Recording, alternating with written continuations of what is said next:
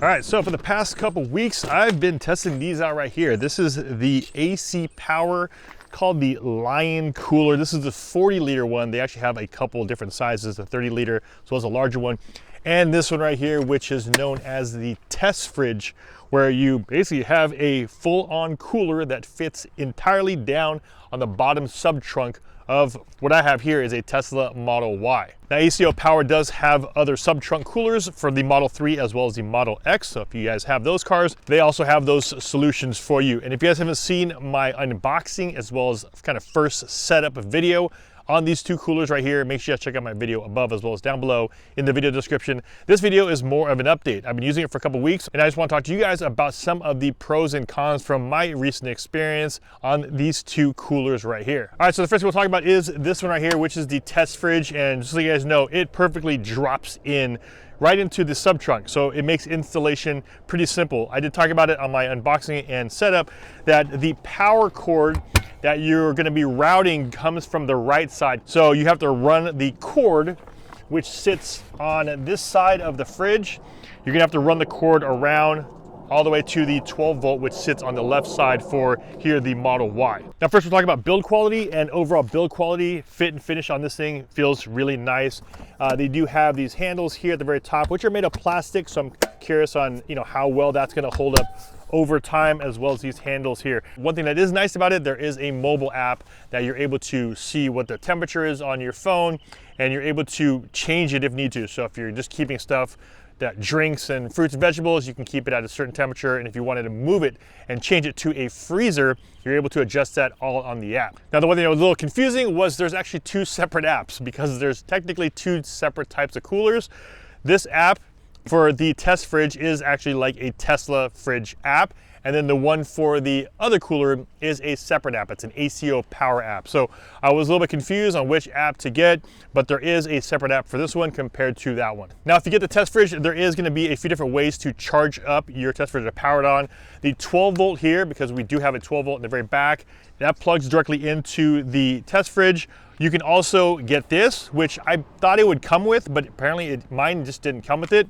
But this one did, is the actual plug here on the side that goes to a standard wall outlet. Now, the one thing I talked about earlier was that I did leave this on overnight and I wasn't planning on it. The one thing I wish, because of the fact that it's not technically connected to the internet or anything like that, it would have been nice if there's a way for you to connect to it via cellular network, so that you can power it on or off if you are away from it. Now, on the lid of the sub trunk, they give you these little pads that lift off the top here, the hard top. It lifts it off like about 1/4 of an inch from here, so it gives it a little bit more air here on the sides. And one of the first things I was concerned about was if I have it in my sub trunk and I'm packing my car with a bunch of stuff, how do you get to it? Well, you don't really get to it because of the fact that you're gonna have to remove everything from the top.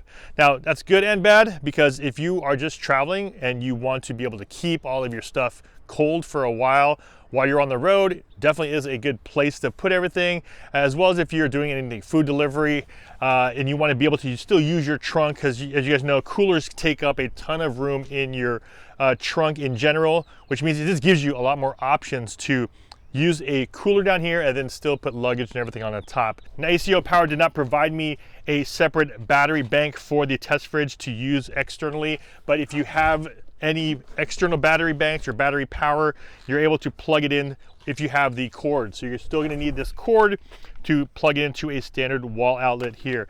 Next, let's jump over to this one here, which is the ACOPower. This is the LionCooler. Now, this one is battery powered, as well as you can power it off of solar panels. ACOPower did not provide me any solar panels. Lucky enough, I do have some solar panels that worked with it. So you're gonna need to get the solar panel adapter, which is a plug right over here that hooks up to the solar panels on one end and then AC power on the other end. Now, this cooler is the 40-liter one. They have a couple other sizes, one smaller, one larger than this one. And just to give you some context, 40 liters is about 53 cans of soda or cans of drinks that can fit in these coolers. Now, as far as the battery goes, it does have a 193 watt-hour battery. It's a large battery that sits here on the very top. And what's nice about it, it is detachable. However, when you do detach it, of course, you're not going to be able to keep this thing powered on. But it is detachable, so if you're done with all your food or anything and you just need power, charge up your laptop, charge up all your devices. There's a USB-C and a USB-A, two USB-A ports here. The one thing I do like about this thing, even though it is a DC in and out for charging, is that it also can charge via Type-C. So I was kind of worried like, oh man, if I don't have my adapter here to charge up this thing, I'm kind of out of luck. But the Type-C actually works as an in and out. But another thing that was pretty cool is that even if this is plugged in here, charging up the cooler, you can power stuff like your laptop off of these while it's powering this up. Next thing we'll talk about is build quality. Now overall, it does feel and look like a standard cooler, which is really nice. Nothing too extravagant, doesn't stand out too much. It does have an LCD screen here at the very top, which is almost impossible to see during days like this where the sun is on it. Very hard to see it. Luckily enough, like I said earlier, there's an app that connects to this. So I recommend definitely using the ACOPower app to do all of your adjustments. It's pretty simple through the app. Now, one thing I did notice is that when I was wheeling this thing around, it does have nice big wheels, which is really good. However, I ran into an issue where I think one of the wheels were actually put on backwards because of the fact I was wheeling it out to use it, and one of the nuts came off, and I was like, where did it go? The wheel literally came off. I put it back on, tightened it up, and then what I found is that I think the wheel was actually on the opposite way, because when you tighten it on, when it's on one way, it'll actually rotate and lock the rod that's connecting both. When you flip it around, it then works as it's supposed to be with the wheel bearing, with the bearing actually working properly. So once I flipped it around, it worked fine. So I think just initially when I got it, the wheel might have been just flipped the wrong way, but everything does work well now. Now, while I was wheeling it around, one thing I did notice is that the handle, now it does have kind of like the standard cooler luggage style handles here. I would have liked this to be a little bit, I would say a little bit thicker, a little bit less, kind of makes some noise here, kind of wiggles around a little bit. Would have been nice if this was maybe just a little bit more robust. I hooked up my own solar panels to it and plugged it in, and it basically kept the battery charged, which means it kept the actual cooler charged for a very long time. Now, they are rating for this battery to last about 10 hours, and I did test it all day. I let it run, put it in my backyard in the sun.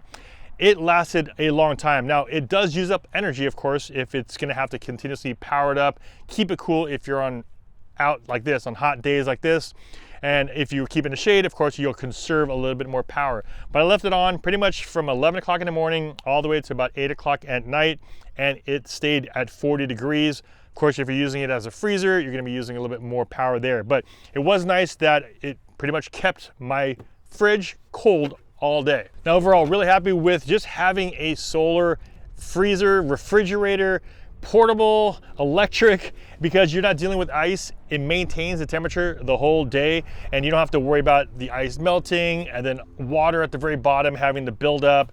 It just keeps everything nice and cold depending on what temperature you're setting at. If you guys are interested in some of these, make sure you guys check out their website. They're having a bunch of big sales right now for, I believe, Mother's Day, also getting ready for summer. So make sure you guys check it out. Lots of sales going on from ACOPower. Of course, links to these products will be down below in the video description. As always, if you guys got some value from this one, a big like would be much appreciated. This is Ultra Nastasio. I'll see you guys in the next one. Take care.